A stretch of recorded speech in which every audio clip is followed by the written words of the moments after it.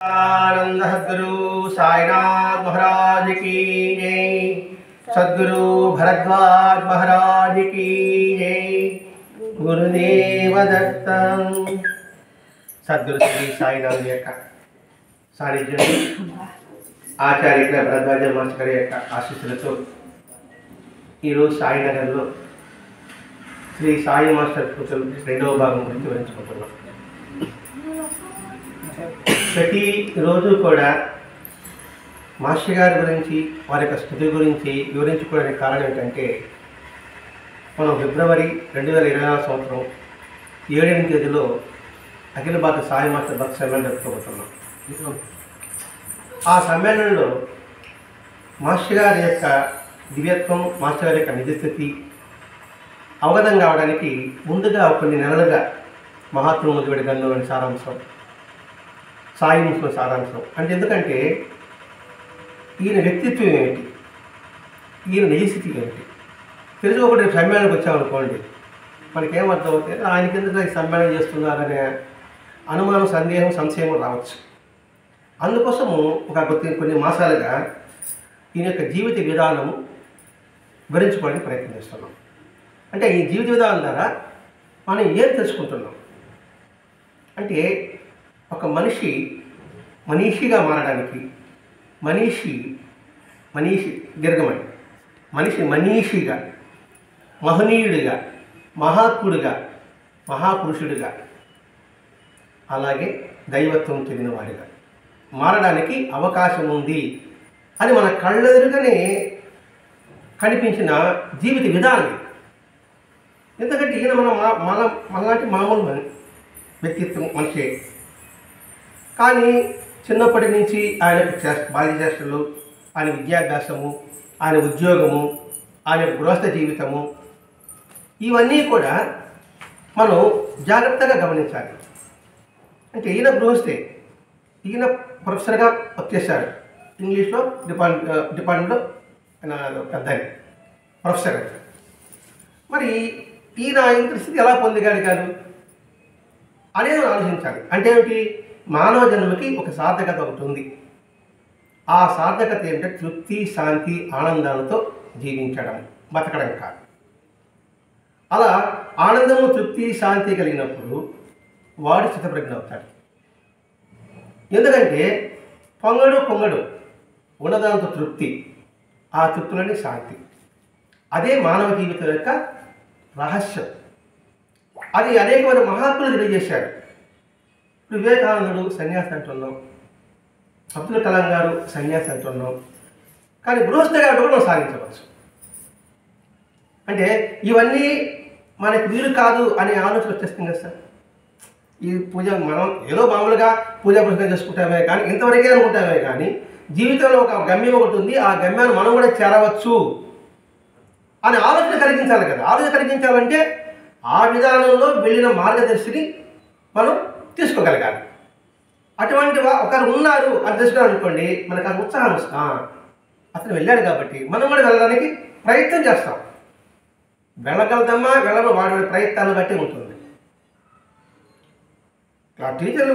Tuition అంటున్నారు, అందరూ 100 మార్కులు తెచ్చుకున్నారు కదా స్టూడెంట్స్. వాడి ప్రయత్నం బట్టి, వాడి కృషిని బట్టి, వాడి పట్టుదలను బట్టి వాళ్ళు మార్కులు తెచ్చుకున్నట్టే. కానీ ఈ మానవ జీవితంలో వాడి కృషి, పట్టుదలను బట్టే వాడు తృప్తి, శాంతిని పొందగలడు. వీడికి వీడికి కావాల్సింది 4. ఒకటి క్రమశిక్షణ, అంకిత భావము, పట్టుదల, ధైర్యం. ఈ 4 ఉంటే మనం దేనిలో సాధించగలము. చిన్న పిల్లవాళ్ళకి ఈ 4 సూత్రాలే, పెద్దలకి మనకి 4 సూత్రాలు. ఈ 4 సూత్రాలు తనలో మేడం ఉంచుకున్నాడు భరద్వాజ మహర్షి గారు. ఆయన పేరు కిరణ్ భరద్వాజ. ఆ తర్వాత ఆచార్య కిరణ్ భరద్వాజ, ఆ తర్వాత ఆచార్య కిరణ్ భరద్వాజ మాస్టర్, ఆ తర్వాత సాయి మాస్టర్. చూడండి అంచెలంచెలకు ఎలా ఉందో. సాయి మాస్టర్ పిలుస్తున్నారు. అంటే సాయి మాస్టర్ అంటే ఏంటి, సాయిలో ఉన్న ధర్మము, సాయిలో ఉన్న తత్వము అన్నీ కూడా తనలో నింపబడి ఉంది కాబట్టి సాయి మాస్టర్ అయ్యారు. సాయిరామ్, సాయి కృష్ణ, సాయి మాస్టర్. అందుకని ఒంగోలులో లాయర్పేటలో బాబా మందిరంలో బాబా మందిరం పక్కనే ఆయనకు సమాధి ఉంది. మీరు ఇప్పుడు మూడు వెళ్ళారా? అయితే లాయపేట వెళ్ళండి, బాబా మందిరంలోనే మాస్టర్ గారి సమాధి ఉంది. అది ఎలా అవుతుంది ఆలోచించండి. గుళ్ళో సమాధి ఎక్కడ చేసుకుంటారు అసలు? మరి సమాధి చేయడం అంటే ఏమిటండి? మనిషి మహనీయుడు కాల అవకాశం ఉంది, కృషి ఉంటే మనుషులు ఋషులు అవుతారు అన్నాడు కదా కవి. కాబట్టి అది ధ్యేయం పెట్టుకోగలగాలి. అందుకని ఆయన జీవిత విధానం అన్నీ కూడా మనం వివరించుకుంటూ వస్తున్నాం. మనం మామూలుగా టైం చాలా వృధా చేస్తుంటాం. భరద్వాజ మాస్టర్ గారు టైంకి చాలా ప్రాముఖ్యత ఇచ్చేవారు. మనం అనుకుంటున్నాం టైం ఇది వాల్యూ, ఇవి చెప్పుకుంటూ ఉంటాం, సమయం ఎంతో విలువైనదని. ఎందుకు ప్రాధాన్యత ఇచ్చేవారు? అని పని చేసుకోవడం కోసమా? అంటే వృధా చేసుకోకూడదు దానికోసమా? అదే అనుకుంటాం. టైంకి ప్రాధాన్యత ఇచ్చారంటే అర్థం ఏంటి? ఓహో, ఆ టైంలో ఏదో పనికొచ్చే పని చేయాలి, అంటే నాకు ఉపయోగపడే పని చేయాలి, అంతే కదా. ఇతర ఉపయోగం తర్వాత చూద్దాం, ఇతర ఉపయోగం తర్వాత, ముందు తన ఉపయోగపడాలి. అది కాదు మాస్టర్ గారి ఉద్దేశం.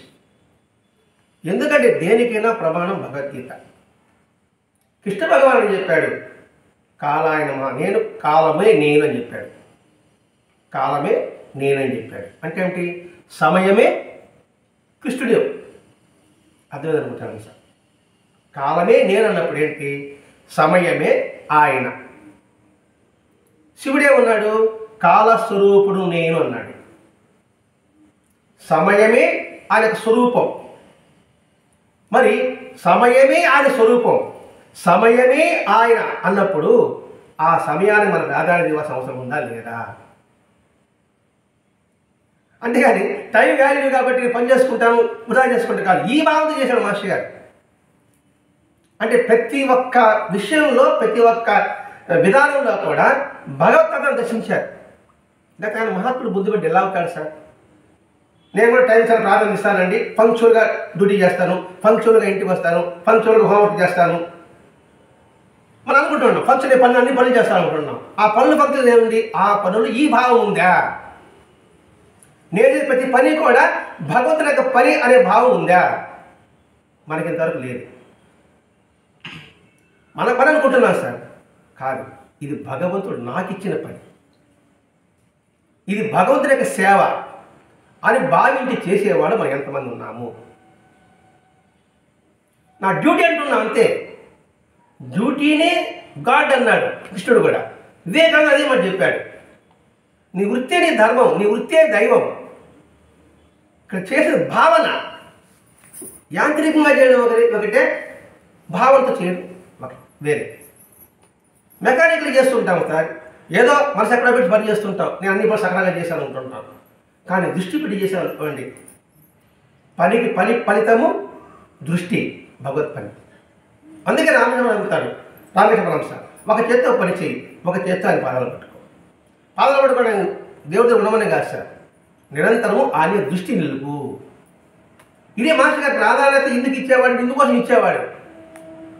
ప్రతి క్షణము దైవ సంబంధమైనది. అందుకే భరద్వాజ మాస్టర్ గారు ఉదయ ప్రార్థన పుస్తకం ఇచ్చారు సార్. ఉదయ ప్రార్థన పుస్తకంలో ఉదయాన్నే ఏం ప్రార్థన చేయాలని ఈ 4 పేజీలు సార్, 2 కాగితాలు. ఇందులో సారాంశం అంతా కూడా వేదంలో చెప్పింది, భగవద్గీతలో చెప్పిన సారాంశమే సార్. కృష్ణుడు భగవద్గీత ఏం చెప్పాడు? నేను చేయు కార్యములన్నీ నీ సేవలకు గాక అంటే అర్థమైపోయింది సార్. నేను అనుభవించే అనుభవాలన్నీ నీ ప్రసాదంలో గుర్తించిన గాక అంటే ఏంటి? మనం ఏ పని చేసినా భగవంతుడు లింక్ పెట్టుకుంటున్నాం అంటే సులభంగా ఇచ్చాడు 4. అంటే ఈ ప్రతిరోజు ఆ 4 రోజులు చదివాం అనుకోండి, నిరంతరము ఆయన సన్నిధిలో ఉంటుంది. ఉదయం చేసి ఆ భావంతో ఉంటాం. నేను నీళ్లు తాగిన భక్తిభావం చేసామనుకోండి, అదే తీర్థమవుతాం. ఇప్పుడు దేవాలకు వెళ్తాము, పంచపత్రాలు ఇస్తారు, ఏంటి నీళ్ళే ఏమన్నది? నీళ్ళే కదా. పదం ఏమంటాను? తీర్థం అంటాను. ఎక్కడికి వచ్చింది ఆ తీర్థము? ఆయన సన్నిధి నుంచి వస్తే తీర్థమైంది. తీర్థం అంటే తరింపజేసేది అర్థం సార్. తీర్థం అంటే తరింపజేసేదాన్ని. ఆ గర్భగుడిలో నుంచి వస్తే అది తీర్థమైంది, బయట నుంచి ఇస్తే నీళ్ళయింది.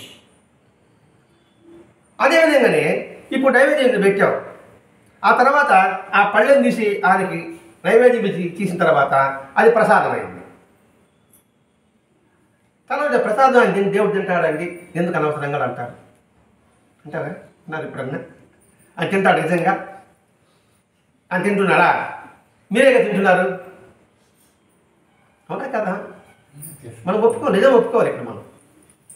ఎందుకంటే ఏదో కాదు. చాలామంది అంటారు కదా సార్, దేవుడికి పెట్టి దేవుడిని తినడు కదా, మీరేగా తింటారు కదా అనేవాళ్ళు ఉన్నారు లేదా?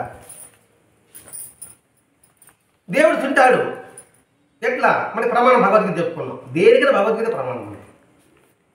ఎందుకంటే దేశంలో ఏ కోర్టులైనా ఏ ప్రమాణంగా పెట్టుకుంటారు భగవద్గీత. ఎందుకని? దానికి అంతటి ప్రాముఖ్యత ఉంది కాబట్టి. అందులో కృష్ణుడు ఏం చెప్పాడు? నేను జీర్ణశక్తి రూపంలో నేను దాన్ని జీర్ణం చేస్తున్నాను అని చెప్పాడు దాంట్లో. అంటే లోపల ఎవరున్నారు? ఆయన ఉన్నట్టే కదా సార్. అప్పుడు ఆ ప్రసాదం ఇంతమందిలో ఆయన తీసుకుంటున్నాడా లేదా? మరి ఆయన తింటున్నాడు లేదా? మనం తింటున్నాడని ఏదో బుద్ధిగా చెప్పకూడదు ఎవరికి. అందుకు మీకు వర్ణిస్తున్నా. తింటాడని చెప్పేస్తే మీరు ఎలా తింటారంటే మన గమనం అయిపోతుంది. అంటే అందరికీ వచ్చేదే. ఇప్పుడు సమానం చెప్పారనుకోండి, ఆడిన ఇంకా నోరు వెనక్కున్నాడు. చూసినాం మన భగవద్గీతలో కృష్ణుడు చెప్పాడా లేదా? నేను ఆ అధ్యయన ఉన్నాను, జఠరసం నేనే అన్నాడు అంటే లోపల ఉన్నట్టు లెక్కే. అప్పుడు ఏమంటే ఆయన ప్రసాదం ఆయన దగ్గర తీసుకుంటున్నాడు. మరి తీసుకుని ఇలా చెప్పగలుగుతావు? నాకు తెలియనంత మాత్రాన లేదని ఎలా సరే వాదించేది? నాకు అనుభవం లేదు, నేను వాస్తవంగా చెప్పచ్చా? భూమి గుండ్రంగా ఉంది, తిరగతా ఉంది, ఏడే తిరగతా ఉందా? నేను నిలబడే ఉన్నాను కదా అన్నాను అనుకోండి, అది సమాధానం ఉందా? నీకు తెలియదు. ఫాస్ట్ తిరిగినప్పుడు తిరిగినట్టు కనిపించదు అనేసి అలా సైన్స్ ప్రకారం చెప్తే అప్పుడు అర్థమవుతుంది. అందుకోసం మాస్టర్ ప్రతి ఒక్క అంశం కొడుతాడు. ఈ ఒక్క వాక్యానికి మనం వివరించుకుంటున్నాం. చాలా ప్రాముఖ్యత ఇచ్చేవారు కాలానికి. అంటే కాలానికి ప్రాముఖ్యత అంటే భగవంతునికి ప్రాముఖ్యత ఇచ్చాడు భరద్వాజ మహర్షి గారు. అంటే ఏంటి? ఆ సమయం భగవద్ యొక్క స్వరూపం అనే భావంతోనే ఆ ప్రాముఖ్యత ఇచ్చేవాడు.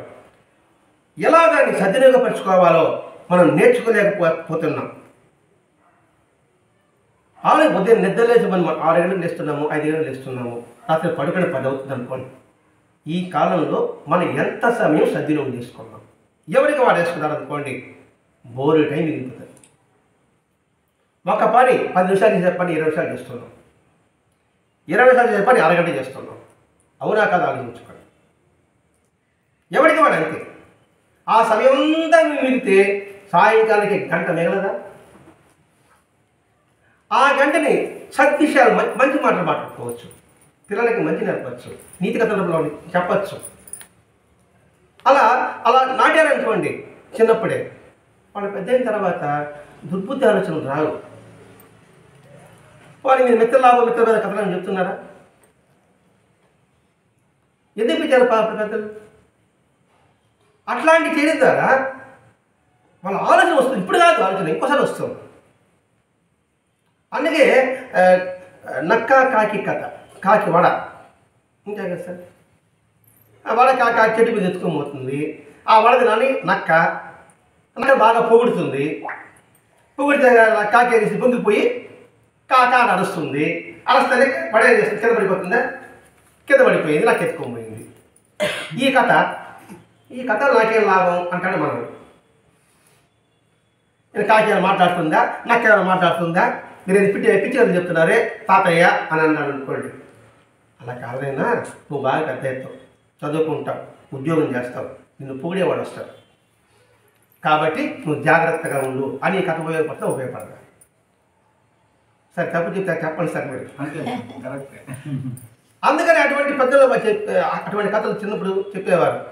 ఆ బయట మంచం వేసుకొని ఆ వెన్నులో కూర్చొని మనల్ని చుట్టూ పెట్టుకొని మనల్ని పెట్టుకొని ఆ తాతలు చెప్పేవాడు. ఇప్పుడు అంతే అంత పోయా. అందుకని విషయం చెప్తున్నాడు, అది కూడా నేర్చుకోలేకపోతే మన టైం వృధా.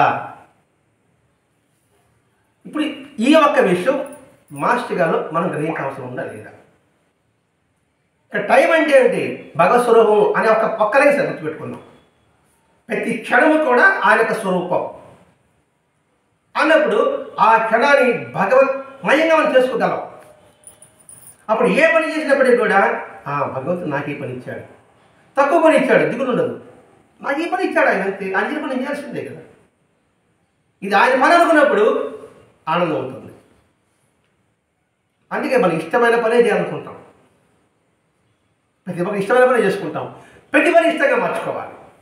ఇప్పుడు అర్థమే అనుకుంటున్నా. ప్రతి పని ఇష్టంగా మార్చుకున్నాం అనుకోండి, అది దైవం, అది భగవంతుడి స్వరూపం. అది నా మాట చెప్తున్నాడు ఇక్కడ. అంటే ఎప్పుడైతే అలా చేస్తుంటాడో మనసు కూడా హాయిగా ఉంటుంది. టైం మీరు వృధా చేస్తే కొరడాతో కొట్టినట్టుగా అనిపిస్తుంది అంటే సార్. ఒక్క క్షణం వృధా చేసినా కూడా ఏదో కొట్టి కాల్చి పెట్టినట్టుగా ఉంటుందట. ఇంకోటి మాట చెప్పాడు, ఇతరుల కోసం ఏదో ఒకటి నీకు చేతనేది చెయ్యి. ఏది ఆ సమయంలో ఇతరుల కోసం ఏదో ఒకటి అన్నాడు ఇక్కడ. ఫలాని చెప్పాలి, నీకు చేతనేది చెయ్యి. ఏదో ఒకటి అంటే ఏం చేయాలి? ఖాళీ సమయం ఉంది, నాకు కుట్టు పని వచ్చు, కుట్టు పని నేర్పించు. లేదా ఏదో ఒకటి నైపుణ్యం ఉంటాయి కదా సార్. నేను ఈ ఎంటీ కూడా పాస్ అయిపోయాను, గృహిణిగా ఉన్నాను, ఉద్యోగం పోలేదు, ఉద్యోగం పోవడానికి అవకాశం లేదు, నన్ను ట్యూషన్ చెప్పచ్చు. మన చదువు వృధా కాదు, వాళ్ళకి ఉచితంగా చదువు చెప్పినట్టు అవుతుంది. అందుకని వాళ్ళు చెప్తున్నాడు హితోచితం కాదు. ఏదైనా ఏదో నీ చేతనే జీవనం అడిగి నీ చేత కాదు నేను చెప్పలేదు. ప్రతి ఒక్కడికి ఏదో ఒకటి టాలెంట్ ఉందా లేదా? నీకు ఒడియాలు పెట్టడం తెలుసు, బాగా పెట్టడం తెలుసు, ఒడియాలు పెట్టడం నేర్పించు. అది కూడా పడే కదమ్మా, అది కూడా సహాయమే కదా. బొమ్మలు గీయడం తెలుసు, లేదా కుట్టు అల్లడం తెలుసు, బుట్టలు అల్లడం తెలుసు, ఇంకొకరు నేర్పించు. అంటే నేర్పేది ఆనందం ఉంటుంది. అందుకు చేతన చేయి పని చేయి. అంటే సమయం వృధా కాదు, నేర్పించడం కూడా భగవంతుడికి సేవ. అందుకని భగవంత మహర్షి గారు కాలేజీలో చెప్పడం అంటే ఇంట్లో మన ప్రతి ఒక్కరికి ట్యూషన్ పదం లేదు దానికి. ఇక్కడ ప్రతి ఒక్కరికి క్లాసులో అర్థం కాని విషయాలు అన్నీ చెప్పేవాడు. ఆ సమయం గైడ్ రాసుకునే వాళ్ళు అప్పట్లో చాలా డబ్బు వచ్చింది, కానీ ఆ సమయాన్ని కూడా దీనికోసం ఇచ్చింది. ఎందుకంటే అందరి రూపాలన భగవంతుడికి నేను సేవ చేస్తుంది, ఇదే భావం. వాడి చిన్న పిల్లవాడా, పెద్దవాడా, మూర్ఖుడా, బుద్ధిమంతుడా అనే ఆలోచిస్తారు. ప్రతి ఒక్కరిలో కూడా ఆ భగవంతుని దర్శించేవాడు భగవంత మహర్షి గారు. అందుకే ఇతరుల కోసం నువ్వు ఏదో ఒకటి చెయ్యి. నిరంతరం మహర్షి గారు ఎలా ఉంటాడు, ఆయన చదివే సార్ ఏదో పరీక్షకు పోతే ఎలా చదువుతాడు, అలా చదువుతూ కూర్చుంటాడు. ప్రతి ఒక్క పుస్తకం చదువుతూనే ఉంటాడు సార్. ఖాళీ ఉందనుకోండి చదువుతూనే ఉంటాడు. ఎన్ని పుస్తకాలు చదివాడు? విజ్ఞాన విజయం గ్రంథం రాశారు సార్ మహర్షి గారు. ఫస్ట్ బాబా చరిత్ర రాయన సార్. ఏది నిజం, మతం ఎందుకు, విజ్ఞాన వీక్షకులు, మొత్తం విజ్ఞానం, మొత్తం సైన్స్ సార్. సైన్స్ ప్రకారంగానే ఆధ్యాత్మిక స్పిరిచువల్ ఇవి రెండు ఒకటే. సైన్స్ స్పిరిచువల్ రెండు ఒకటే. ఆధ్యాత్మికది వేరు, స్పిరిచువల్ వేరు, సైన్స్ వేరు కాదు. అటువంటి గ్రంథం రాయాలంటే కొన్ని వేల విజ్ఞానం కలిసి శాస్త్ర పుస్తకాలు చదివి ఉండాలి. ఆ పుస్తకం నేనైతే పుస్తకం తాగలేదు సార్, ముందు ಎಷ್ಟು చెప్పేస్తాను. ఎందుకంటే అదేం అర్థం కదా నాకు. మీరంటే చదవండి సార్, దాన్ని అవకాశం కొద్దిగానే ఏది నిజం, మతం ఎందుకు, విజ్ఞానం పెంచుకోండి. ఈ మూడు ఇస్తాను, టీచర్లు కాబట్టి చదవండి. ఎందుకంటే పిల్లలకు చెప్పడానికి స్కూల్లో సైన్స్ అంటే బాబా గురించి అట్లే ఉండదు సార్. అసలు వాస్తవమైన సృష్టి అంటే ఏమిటి, ఏమిటి సంగతి ఏంటి, అవన్నీ ఉంటుంది సార్. నేను పంపిస్తారు పుస్తకాలు. ఆ మూడు రెఫర్ చేశారనుకోండి, మీలాంటి వాళ్ళు చిన్నపిల్లలకి ఆ సైన్స్ చెప్పారనుకోండి, మూఢాచారాలు మూఢనమ్మకాల వైపు మనసు వెళ్ళదు సార్, మనసు వెళ్ళదు. నేను పంపిస్తారు పుస్తకాలు. అంటే ప్రతి క్షణం కూడా ఆయన ఏదో గ్రంథం చదువుతూనే ఉన్నాడు. నిజంగా అంత ప్రొఫెసర్. ఐఏఎస్ 3 నెలలు రాసి పాస్ అయ్యాడు సార్. ఆయన 3 monthsలో ఐఏఎస్ పాస్ అయ్యాడు. అది వాళ్ళని చెప్తే పంతంగా 3 నెలలు ఐఏఎస్ పాస్ అయ్యాడు శర్మ సార్. ఒంగోలులో శర్మ కాదు మొట్టమొదటి జాబ్ వచ్చింది. అప్పుడు వయసు 19 లెక్చరర్గా. అప్పుడు వాళ్ళ అన్నగారు ఏదో మాటామెట్టి వస్తే వాళ్ళకి ఐఏఎస్ వేద చేస్తారు కదా, మాటామెట్టి వస్తే నీ సత్తా ఉంటే చేసి చూపిస్తారు అన్నాడు. ఇదేదో ఐఏఎస్ ఏదో ఆయన పెద్ద దాన్ని ఉంటాడేమో ఈయన వాళ్ళ అన్నది సత్తా చేసుకుంటారు అన్నాడు. ఆ కాలేజీకి పోతే చదువుకోవాలి కదా, నువ్వు చదువుకుంటా అంటే నువ్వు ఉద్యోగం సరిగ్గా చేయలేవో ఉద్యోగం అని ఇల్లు వెళ్ళిపోవాలి వాడు ముందు అంటే ఉద్యోగం వెళ్ళిపోయాడు. హైదరాబాద్కి వెళ్ళి 3 నెలలు పాస్ అయి వచ్చినాడు. ఇచ్చి వాళ్ళకి సర్టిఫికేట్ చూపించా హిమాచల్ ట్రైనింగ్కి రమ్మనేస్తారు అని వాళ్ళ నువ్వు పాస్ అవ్వడం పాస్ అయినా వాళ్ళ చూపించేసి అటువంటి ఎందుకు పుస్తకాలు అవుతున్నాడు? దీనివల్ల ఏంటి మన ఒక్కొక్క అంశం మనం నేర్చుకోవాల్సింది ఏంటి? జ్ఞానం నిరంతరం మన మనిషికి కావాలి. ఈ జ్ఞానం చాలు అనే దానికి లేదు, దీనికి పరిమితి లేదు. లౌకికమైన పరిమితి ఉంది, డబ్బుకు ఉంది, ఆస్తులకు ఉంది, కీర్తికి అన్నిటికి ఉంది. దాంట్లో పరిమితి పెట్టుకోవాలి కూడా, తృప్తి పెట్టుకోవాలి. కానీ జ్ఞానంలో తృప్తి పడకూడదు, నిరంతరం అధ్యక్షుడిగా ఉండాలి. ఏమన్నా స్వామి వివేకానంద చెప్తారండి, నేను నేర్చుకున్నది మా గురువు గారు జ్ఞానం ఈ సముద్రం అంతా అయితే నేను నేర్చుకునేది అందులో 4 నీటి బుట్లు అన్నాడండి. 4 నీటి బుట్లకి ప్రపంచం గడగడాడించాడు ఆయన. అంటే ఇంకా నేర్చుకోవాలనే తలంపే ఉంది స్వామి వివేకానందకి. మన కూడా నాకు చదివించాలే, అది జీవితం చాలే, ఇదిగా పైకి ఎదగా సమస్య ఉందిలే ఉండే అని తృప్తి పడుతుంటాం తెలుసుకోవడం విషయంలో సార్. అంటే జీవితాంతం కూడా తెలుసుకుంటూనే ఉండాలి. మనం తెలుసుకునే పద్ధతిని అందించగలగడం. నాకు తెలిసి జ్ఞానం చేయాలంటే ఏదో బావిలో కప్పలాగా ఉండకూడదు. ఇది మనకి మాట్లాడే ఆదర్శం. అందుకే నిరంతరం ఎవడైతే ఆస్తికుడు గొప్పవాడు కాదు, నాస్తికుడు గొప్పవాడు కాదు, ఎవడైతే అన్వేషకుడు వాడే గొప్పవాడు సార్. నిరంతర అన్వేషుడే. వాడి జీవితం అంతా కూడా తెలుసుకునేదాన్ని తప్పపడాలి వాడు. అది అబ్దుల్ కలాం అదే చేసేసింది. చివరి శ్వాస వరకు కూడా ఆయన నాకు ఋషి సార్. ఆయన మామూలు ఎత్తుకుడు కాదు, ఋషి అంతే. నిరంతరం చివరి శ్వాస వరకు ఆయన విద్యార్థులకు బోధిస్తున్న దానికి పేరు మనకందరికీ తెలిసిన విషయం. అలా ఉండాలి జీవితం. ఆయన ప్రెసిడెంట్ రిటైర్డ్ గమనం కూర్చున్నా కూడా పని వస్తాయి కదా సార్. తన చదువు వృధా పోకూడదు. జ్ఞానాన్ని ఇంకా చదువుకొని ఇప్పుడు లక్ష్యం ఇవ్వాలంటే మనం చదువుకుంటే వాళ్ళకి ఏమగలం అంటే చదువుకుంటూనే ఉన్నాడు అబ్దుల్ కలాం గారు కూడా. అది ఇక్కడ భాష అంటే భాష గారిని చూడలేదు మీరు అనొచ్చు, అందుకని అబ్దుల్ కలాంని ఆదర్శంగా చెప్పుకుంటున్నాం ఇక్కడ. ఇలా ప్రతి క్షణము ఆయన చేసి చూస్తుంటే మనకే ఆశ్చర్యంగా ఉండేది. సరే మనకి ఇంతకుముందు ఆంధ్ర బంద్ వచ్చింది గుర్తుండేది 1968 ఆ ప్రాంతంలో తెలంగాణ బంద్ అక్కడ వచ్చేదన్నమాట. అప్పుడు అంతా లీవులే కదా. ఆ లీవుల్లో మాస్టర్ గారు ఉదయం లేదు కాళ్ళు ఎక్కడికి పోయే పని లేదు, పూజకు కూర్చుంటారు సార్. పూజకు కూర్చుంటే ఉదయం 8 గంటలకు అక్కడ కూర్చుంటారు. కూర్చున్న తర్వాత బాబా కళ్ళలో చూస్తూ అలా ఉంటాడు. అలా ప్రశాంతంగా ఉన్న తర్వాత ఆ ప్రశాంతలో మనసులోకి మెల్లగా ఒక విధమైన అనుభవం వస్తుందట మాస్టర్ గారికి. ఏంటంటే ఒక్కొక్కరు స్వచ్ఛమైన ఆకాశం, అందులో నక్షత్రాలు, అందులో ఖగోళాలు, ఇవన్నీ కనిపిస్తూ అవన్నీ కూడా ఆకాశం అంతా ఉంది. కారణం ఆకాశమే. ఆకాశం ఉంటే నక్షత్రాలు ఖగోళాలు ఉంటే లేదు కదా. అనిపించి ఆ తర్వాత ఎంత చూసిన తర్వాత నక్షత్ర రూపాయ నమః అని మనసులో వచ్చిందట. కనుమ కలిగింది. బాబాను చూస్తున్నాడు. అంటే ఏంటి? ఈ శక్తి అంతా కూడా, ఈ సృష్టి అంతా కూడా ఇన్ని రూపాలుగా ఉన్నాం, ఈ నక్షత్ర రూపం నువ్వే అని నక్షత్ర రూపాయ నమః అని హృదయం నుంచి వచ్చింది. అలాగే వచ్చాయి మాస్టర్ గారు రాసిన నామావళంతా కూడా. 8 కూర్చుంటే మధ్యాహ్నం 1 గంట వరకు అలా పలుకుతూ ఉన్నప్పుడు పక్కన రాసేవారు అనమాట. ఇది పక్కన ఉన్నవాడు, ఇది స్టూడెంట్స్ ఉంటారు సార్. ఆ నామావళి ఇది అంటే ఏంటి? భరద్వాజ మాట రాసిన ఇప్పుడు ఉదయ ప్రార్థనలో ఉంది సార్ నామావళి, ఈ సాయి అష్టోత్తరం. ఈ అష్టోత్తరం అంతా కూడా మాస్టర్ గారి హృదయం నుంచి వచ్చింది. అంటే అనుభూతి వచ్చింది కాబట్టి అందులో ఫలితం ఎక్కువగా ఉంటుంది, అనుభూతి కలుగుతుంది. అలా కాకుండా మామూలుగా రాయవచ్చు. నామం రాయేస్తాం, నా నామం రాయేస్తాం, మీరు కూడా నామం రాయేస్తారు. మామూలుగా రాయడానికి అనుభవం రావడానికి తేడా ఉంటుంది. అనుభవంతో వంట చేసిన అంటే ఎలా ఉంటుంది, అనుభవం లేకుండా టీవీలో చూసి రేడియోలో విని పుస్తకం చూసి చేసేవంటే ఎలా ఉంటుంది, తేడా ఉంటుంది. అందుకని మహర్షుల నోటి ప్రతి వాక్కు కూడా అమృత వాక్కు. ఇప్పుడు మన మంత్రాలన్నీ ఉన్నాయి, అన్ని సంస్కృతంలోనే ఉన్నాయి. తెలుగులో ఎందుకు ట్రాన్స్లేట్ చేయకూడదు? చెప్పకూడదా?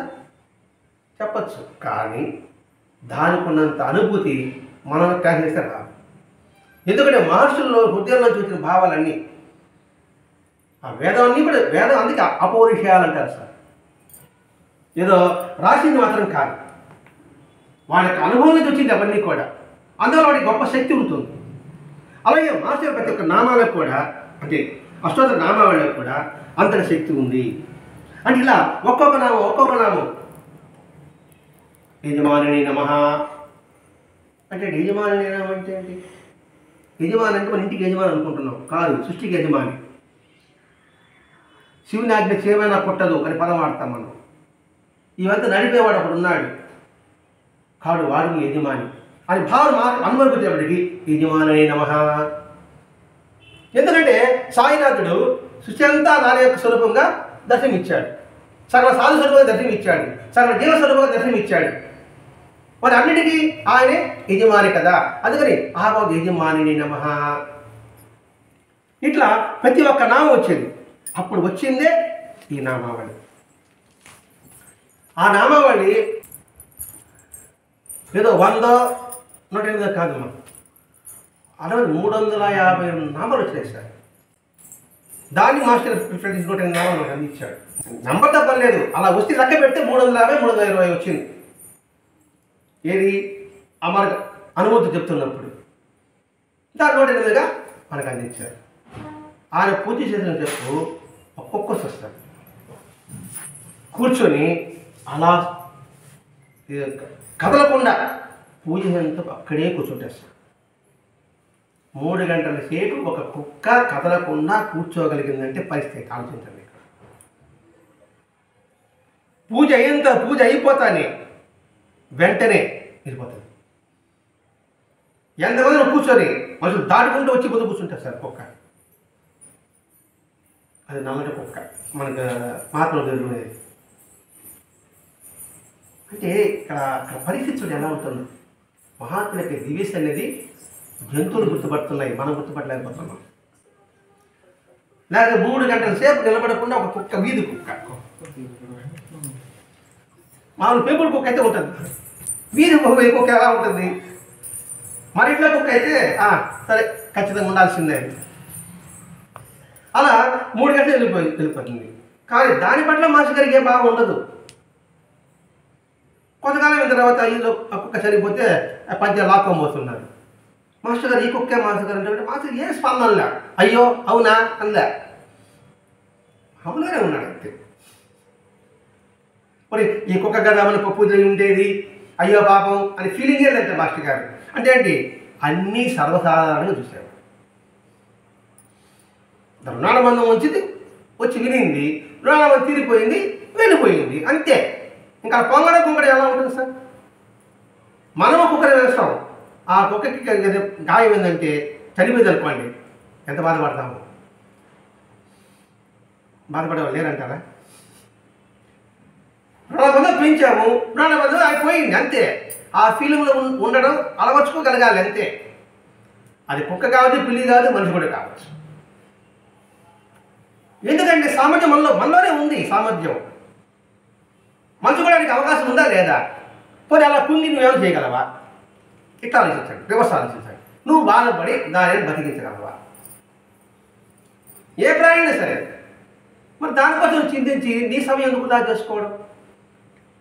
నీ శరీరాన్ని ఎందుకు కుంగు తీసుకోవడం? దాని నష్టపోయేది ఏంటి? మనమే కదా. ఈ శరీరం ఆరోగ్యం ఉంటే నువ్వేమైనా చేయగలవు. ఇంత బాగుంటుందండి అందులో. అదే మాస్టర్ గారు ముభావంగా అంటే ఏమిటి? అటాచ్మెంటే ఉండదు, డిటాచ్మెంటే ఉంటుంది. అటాచ్మెంట్ ఉండదు. అటాచ్మెంట్ లేకుండడమే చిత్తప్రజ్ఞత్వం. వదులుకోమని చెప్పలేదు, ఏది వదులుకోమని చెప్పలేదు. ఈ సంసారము, భార్య, పిల్లలు ఏది వదులుకోమని. అది లేకపోతే నేను లేనే భావంతో ఉండకూడదు, పాయింట్ పట్టుకోలేదు. అది ఉంటేనే నా జీవితం అనుకోకూడదు. ఏసీ ఉంటే నా జీవితం అనుకోకూడదు, కరెంట్ ఉంటే నా జీవితం అనుకోకూడదు. ఉందే ఉపయోగించుకున్నాం, లేదా అంతే ఇంకో ఉపయోగించుకుంటాం. అలా ఉన్నవాడే ఆనందానికి మూలం. ఆనందే బ్రహ్మానందకు మూలం. అందుకని ఇప్పుడు మాస్టర్ కానీ మీ ఎందుకు ఇష్టపడుతున్నామంటే ఆయన ఏదో మహత్యం చేస్తాడని కాదు సార్, ఆయన వ్యక్తిత్వాన్ని ఇష్టపడుతున్నాం అంతే. దాన్ని మనం ఇష్టపడాలి. నేను రాముని ఇష్టపడుతున్నానంటే రాముడు కానీ మనం పూజించాల్సింది, రాముడి యొక్క ధర్మాన్ని పూజించాలి, కృష్ణుడే కాదు పూజించాలి, కృష్ణుడి యొక్క ప్రేమతత్వాన్ని పూజించాలి. అది కావాలంటే నువ్వు కృష్ణుని పూజించు హరిరామానికి చెప్పుకుంటూ ఏం హరిరామ కృష్ణుడు ఏం లాభం? ఫలితం ఉంటుంది నామం పలికిన దానికి. కానీ కృష్ణుడు వేస్తారంటావా? ఆయన ఏం చేశాడో అది చేయడానికి మనం ప్రయత్నం చేయాలి. అంటే ఏ విషయంలో సరే అటాచ్మెంట్ లేకుండా డిటాచ్మెంట్ కలిగి ఉండు. ఒకసారి ఒక వడ్డీ వ్యాపారి, వడ్డీ బాగా వడ్డీ లాగేవాడు. వచ్చి అంటే బీదవాడు కూడా ఎక్కువ వడ్డీ లాగేవాడు. ఒక గంట బయట కూర్చొని మాట్లాడి వెళ్ళాడంట. వెళ్ళతాన్ని మరి కర్పూరం తీసుకున్న దిష్టి తీయాలన్నాడు. ఒక వ్యక్తి వచ్చి, అదే వడ్డీ వ్యాపారి అంటే పేదవాడిని పీడించేవాడు అనుకోండి, వచ్చి కూర్చొని మాట్లాడి వెళ్ళిపోయాడు. వాడు వెళ్ళిపోగానే మాస్టర్ గారి ఒళ్ళంతా ఈ విధంగా అయిందంట. కర్పూరం గడ్డ తీసి నాకు హారతి రానన్నాడు. అంటే వీళ్ళు పిలిస్తే మాకు చెప్పారు, హారతి వెలిగించారు, అయిపోయారు. కారణం ఏంటి చెప్పాడు. ఎందుకు సార్ అన్నారు. వాడి చూపు అతి భయంకరమైన చూపు, ఎవడు వచ్చినోడు చూపు. అది రాగానే నాకు బాధ మొదలైంది, భరించేంత బాధ వచ్చిందన్నాడు. హారతి తగ్గుతుందా? హారతి ఇస్తే తగ్గుతుంది. ఇంకా వాదించలే. ఎవరు? టీడీ కృష్ణమూర్తి గారు. టీడీ కృష్ణమూర్తి గారు అనుభవం అండి, స్టూడెంట్ టీడీ కృష్ణమూర్తి గారిని. అతడు మాస్టర్ గారి దగ్గర చూసి స్వయంగా చెప్తున్నాడు. ఇక్కడ అప్పుడు వచ్చాడు, కూర్చుని పోయాడు. కూర్చుంటానే మాస్టర్ గారు ఒక విధమైన ఫీలింగ్ కలిగింది, బాధ కలిగింది. వెంటనే హారతి ఏమన్నాడు, హారతి తగ్గుతుంది అన్నాడు.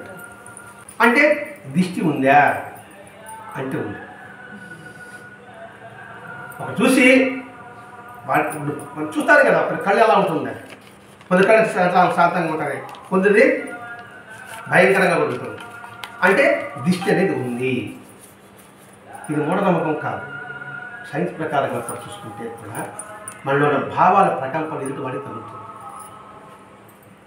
బాగా సాధించి మాకు అర్థమవుతుందండి. బాగా చేసేది మీరుకైతే కళ్ళాలా అని అనుకోండి, మీరు కలుగుతారు అంతే. నేను చెప్పను, మీరే కలుగుతారు. మీరు ఎంత నన్ను పలకని పోతా ఉన్నాను అనుకోండి, ఏదో పలకని పోలేదే అనుకున్నాను అనుకోండి, తిరిగి వచ్చి వస్తాను సార్ అయితే పోతాను. మీరు గమనించారో లేదా? మరి నా అవసరం పాటు మీకు ఎలా తెలిసింది? అది నిజమైనప్పుడు ఇది నిజమే. ఎందుకంటే నా భావాలు పరిసరాల్లో తిరుగుతూ ఉంటాయి, ప్రకంపన తిరుగుతుంటుంది, వైబ్రేషన్స్ ఉంటుంది అనేది వాస్తవం. కాబట్టి దిష్టి తగులుతాడు అనేది మూఢనమ్మకం మాత్రం కాదు. ఒకడు మన ఇంటికి వచ్చాడు అనుకోండి, వాడు చాలాసేపు మాట్లాడాలనిపిస్తుంది. ఒకడు వచ్చాడు అనుకోండి, ఎప్పుడు వెళ్ళిపోతాడనిపిస్తుంది, లేదా మనం వెళ్ళిపోతాం అనిపిస్తుంది. కారణం ఏంటి? వాడు మంచి మాట్లాడవచ్చు కాదు, కానీ వాళ్ళ భావాలు ఉందే అవి ప్రకటన అవుతాయి. వాడికి తెలియదు. మళ్ళీ నేను మంచిగా మాట్లాడుకుంటాను, కానీ లోపం దాగుంటాయి. అవన్నీ ఎదుటి వాడు జరుగుతుంది. కాబట్టి దిష్టి అనేది మూఢనమ్మకం కాదు. ఈ కలర్ కూడా చూశానండి. నేను ఒక నలుగురు కూర్చొని ఒక అరిసెలు చేస్తున్నానండి, మాట్లాడుకుంటా నవ్వుకుంటా చేసుకుంటున్నానండి. ఒకడు వచ్చాడండి, అబ్బా ఇంత కలిసికట్టుగా చేసుకుంటున్నారే అన్నాడండి. బాండ్ ఎగిరి పడిందండి, నూనె బాండ్ పెద్దది అంతే. కలర్ చూసేది అంటే ఇంత కలిసి కలుపుగా మీరు ఐక్యంగా చేసుకుంటున్నారా అన్నాడండి. అంతేనండి. తిరిగి కూర్చొని ఇస్తాం గ్యాస్ స్టవ్ అది ప్యాళ్ళు అని మీద జరుపుకున్నా. ఇది కలర్ చూసే సంఘటన అట్లుంటాయి. కాబట్టి దిష్టి మూఢనమ్మకాలు ఏది మూఢనమ్మకాలు కాదండి. మన ఆచారాలు ఏది మూఢనమ్మకాలు కాదు. తెలియదు మూఢనమ్మకాలు అనుకుంటున్నాం అంతే. ప్రతి ఒక్క దాంట్లో అర్థం ఉంటుందండి. జాతర చేయడం మూఢనమ్మకం కాదు, అందులో అర్థం ఉంది, తెలియకుండా ఉంటుంది అంతే. కాకపోతే కొన్ని మనకు అనుకూలంగా మలుచుకుంటున్నాం ఈ జాతరలో తిరణాల్లో ఈ జంతువుల గురించి. అక్కడ బలి ఇవ్వమనేది దున్నపోతను కాదండి. దున్నపోతని మనస్తత్వాన్ని బలి ఇవ్వమన్నాడు. అక్కడ మనం దున్నపోత బలిస్తాం. మేక నరకటం. మూర్ఖత్వ నరకం అని ఇక్కడ పాయింట్. ఆ మూలం అని చెప్పింది వాళ్ళు. నా మూర్ఖత్వ నేను నరుకుంటాను ఏనా ఆ సాగన పోటీలు నరకుతాను అంటే తెలియకనే.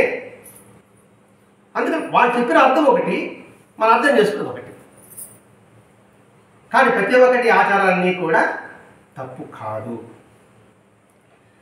అంతేకాదు మాస్టర్ గారు ఏ కులానికి పట్టించుకోడు బ్రదర్ మాస్టర్ గారు. అది కులమా లేదా కూర్చోబెట్టడం, తక్కువ కులమా లేదు. అసలు యాక్చువల్గా బ్రదర్ మాస్టర్ గారు వైష్ణవ బ్రాహ్మణుడు. కానీ తన వైష్ణవ బ్రాహ్మణుడిని ఎవరికి తెలియదు. అందరూ పోతాడు. కులాల నుంచి వెలివేశారు మాస్టర్ గారు. బ్రదర్ మాస్టర్ గారు జన్మత వైష్ణవ బ్రాహ్మణ్స్. మాస్టర్ గారు అందరిలో బాగా తదనుకోడు. భగవంతుడికి పొలంలో నాకెందుకు పొలం అనే లెక్కలో అంతా జరుగుతున్నప్పుడు బ్రాహ్మణుడు కొద్దిగా వెలిగేశారు మాస్టర్ గారు. చర్చ పెట్టాడు మాస్టర్ గారు. కులం అంటే ఏంటి, బ్రాహ్మణ కులం అంటే ఏంటి ఎత్తుకోడు. భారతం నుంచి వ్యాసుడు ఎవడు, విదురుడు ఎవడు, అంతే కదా సార్. మరి వాళ్ళు చేసినప్పుడు ఇక్కడ బ్రాహ్మణుడు అంటే అర్థం ఏంటంటే బ్రహ్మజ్ఞానం కలిగిన వాడు బ్రాహ్మణుడు అని చర్చలో ఇంకేమంటారా వీళ్ళ ప్రమాణాలు అదే కదా. అందుకని మాత్రం ఎక్కడ ప్రత్యేకించినట్టు ఎక్కడ కనిపించదు. ఎందుకంటే ఇన్నేళ్ళ పరిచయంలో టీడీ కృష్ణమూర్తి గారు రాశారండి. ఈ ఆర్టికల్ వచ్చి టీడీ కృష్ణమూర్తి గారు అని మాస్టర్ స్టూడెంట్, ఆయన రాసిన ఆర్టికల్ చెప్తున్నాం. అంటే దగ్గర ఉండి మాస్టర్ గారిని ఏమి గమనించాలనే విషయం మనకు అందిస్తున్నాడు ఇక్కడ. ఆయన ఇండియన్ బడ్జెట్లో కుల ప్రసక్తి లేకుండా అందరిలో ఉండేటువంటి భగవశక్తితో మాట్లాడేవాడు పరామర్శించేవాడు. అంటే ఇప్పుడు మీతో మాట్లాడలే మీలో భగవశక్తితో మాట్లాడుతున్నాడు. అంటే దానికి రూపం కనబడలే, పేరు కనబడలే, లోపల దైవత్వం కనిపించదు. వాడు దుష్టుడైనా అదే భావంతో చూశాడు మాస్టర్ గారు, మంచివాడైనా అదే భావంతో చూశాడు. ఈ స్వయంగా జరిగిన సంఘటన ఇస్తాడు. విద్యానగర్లో కొంత ఆందోళన కలిగింది కాలేజీలో. ఆందోళన కలిగినప్పుడు మాస్టర్ గారిని డిజైన్ చేయమని ఏదో పెట్టారు వాడు. దానికైతే మాస్టర్ గారు ప్రమాణం చూపించాడు, ఆయన తగింది. అంత గలాట్ అయిన తర్వాత ఒక మద్యపానం తాగుతుంది మాస్టర్ గారిని చంపడానికి పంపించారు సార్. చంపడానికి పంపిస్తే వాడు కత్తెత్తుకుని వచ్చాడు. నేరుగా మాస్టర్ గారికి అడుగులు పెట్టి మగం కాడు చూశాడు సార్. వాడు టక్కన ఆగి కింద పడిపోయాడు సార్. కాలు మీద పడ్డాడు. చుట్టూ మనమంతా పారిపోయినాం. ఉండ మేము నేను కాదు అందరూ పారిపోయారు. మాస్టర్ శిలంగా చూస్తూ ఉన్నాడు. ఇంకోటి ఏంటి మీరు మనిషి కదా, మీరు నమస్కారం పెట్టించుకుంటున్నారే, మీరు దేవుడా అని అన్నాడు మాస్టర్ గారు. నేను అందరిలో బాబాని చూస్తున్నాను, మీ పెట్టి నమస్కారాన్ని నేను బాబాకు సమర్పిస్తున్నా అని చెప్పాడు. అట్టయితే నాలో కూడా బాబా ఉన్నాడు అన్నాడు. దేవుడు వచ్చినాడు ఉన్నాడు అన్నాడు. నాకు నమస్కారం పెడతానన్నాడు. గదిలో గారు విద్యానగర్ వెళ్ళారు ఎప్పుడైనా? ఆ గాంధీ సెంటర్ ఉంది కదా, అక్కడి నుంచి పెడతామన్నాడు. బస్ స్టాండ్ ఉంది కదా, పెడతామన్నాడు. మన వాళ్ళకి నిద్రపోతున్నాడు. ఏంటి మాట్లాడారు, వాడేదో తాయికి వస్తే మీరు వాటి సరే అంటున్నారు మీరు అన్నాడు. మీరు గమనం కూర్చోండి అలా పెడతాను. అంతే లేచిన తర్వాత వాడు గమనించినాడు. ఇప్పుడు మాస్టర్ గారు ఏం చూస్తున్నాడు అక్కడ అందరిలో? ఆ భగవద్గీత దర్శించాడు సార్. అందుకనే మహాత్ములు ముద్దు పెట్టాడు సార్. మరి బాబా పక్కన ఆయన కూర్చోడానికి అసలు సంపాదించాడంటే అతను ఎంతటి జ్ఞానస్థితి ఉండాలి, బ్రహ్మజ్ఞాన స్థితి, మామూలు జ్ఞానం బ్రహ్మజ్ఞాన స్థితి ఉండాలి. ఇవన్నీ వాస్తవం జరిగిన సంఘటనలే. అంటే 1969 అంటే నేను ఎక్కువ సంవత్సరం గడిచిందేం కాదు కదా సార్. అంతే దాదాపు ఒక 60 సంవత్సరాలు 70 సంవత్సరాలు లెక్కకి. అట్లా రోజంతా కూడా నిరంతరము అందరిలో కూడా ఆ భగవశక్తిని మాస్టర్ గారు ధ్యానిస్తూ ఉండేవారు. ప్రతి క్షణము మనం భగవంతుని ఎలా స్మరించాలి? ఇప్పుడు ఎందుకనంటే భగవద్గీతలో కృష్ణుడు ఒక మాట చెప్తున్నాడు. ఎవడైతే అనన్య చింతన చేస్తాడో వాడికి యోగక్షేమాన్ని నేను చూస్తాను చెప్పుకున్నాడు. ఈ శ్లోకం వినుంటారు మీరు. అనన్య చింత ఎంతో నాం అనేసి ఇదంతా. ఎవడైతే అనన్య చింతన చేస్తాడో వాడికి యోగక్షేమాన్ని చూస్తాను కృష్ణుడు చెప్పుకున్నాడు. అంటే చింతన చేయని వాడు యోగక్షేమాన్ని చూడడా? అంతే లెక్క. ఎవడైతే అనన్య చింతన చేస్తాడో వాడికి క్షేమం యోగం చూస్తాను కృష్ణుడు చెప్పాడు మాట. నేను చింతన చేయను, అప్పుడు నా యోగక్షేమాన్ని చూడడా అని అనుమానం వస్తుందా? రాదా? దాని మాత్రమే చెప్తాను. ఇక్కడ అనన్య చింతన అంటే ఏమిటి అంటే, అనన్య చింతన అంటే నిరంతరము భగవత్ చింతన చేయాలంటే ఏమిటి ఇట్లా మాట్లాడుతున్నాం. అంటే పని పాట వదిలేసి నిరంతరము బాబా భగవంతుడు కూర్చొని ఏదో నామస్మరణ పూజ చేసుకుంటూ ఉండడమా? అలా చేసుకున్న వాళ్ళకి ఆయన యోగక్షేమం చూస్తాడా అని అనుమానం వస్తుందా? రాదా? దానికి మాట్లాడను. అందుకే కొంచెం చెప్పాను, నువ్వు చేసే ప్రతి పని కూడా ఆయన ఇచ్చిన పనిని భావించామనుకోండి, అది అనన్య చింతన అవుతుందా కాదా? ఈరోజు మీ ఇంట్లో సత్సంగం. ఎప్పుడు అనుకున్నది మీ ఇంట్లో సత్సంగం అని? నేను అనుకున్నాను. నిన్నటి నుంచి ఈ రోజు వరకు మీ భావం అంతా ఎక్కడ ఉంది? బాబా మా ఇంట్లో సత్సంగం, బాబా మా ఇంట్లో సత్సంగం, బాబా ఇంట్లో సత్సంగం అని పొద్దునుంచి సాయంకాలం లోపల 24 గంటల్లో 2 గంటలైనా ఉండిందా లేదా? అది అనన్య చింతన కాదా?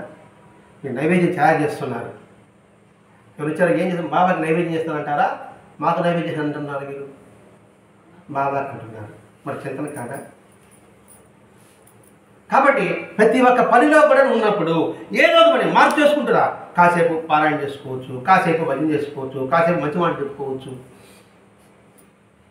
ఇప్పుడు నలుగురు కలిసామనుకోండి, వాళ్ళ గురించి మాట్లాడకుండా మంచి విషయాలు మాట్లాడుకోవడం, ఇలా ప్రతి సమయాన్ని కూడా అలా వినియోగించుకోవడం నువ్వు నేర్చుకో. దగ్గరలో బాబా మందిరం ఉంది, దుని ప్రదర్శన తీసుకోండి. ఆ దునిలో పిడకలు అవి వేయండి, ప్లాస్టిక్ కవర్ వేయకుండా. కర్పూరం అట్టే ప్లాస్టిక్ అట్టే వేస్తాను, ప్లాస్టిక్ తీసి కూడా కర్పూరం దాన్ని అలవాటు ఎలా ఉంటుంది చూడండి. ఇట్లాంటి పరిస్థితుల్లో జాగ్రత్తగా నేర్చుకుని అది చేసినప్పుడు ఇలా చేస్తుంటే ప్రతి క్షణం కూడా నువ్వు భగవంతునితో నివాసం ఉన్నట్టు. అది అనన్య చింతన.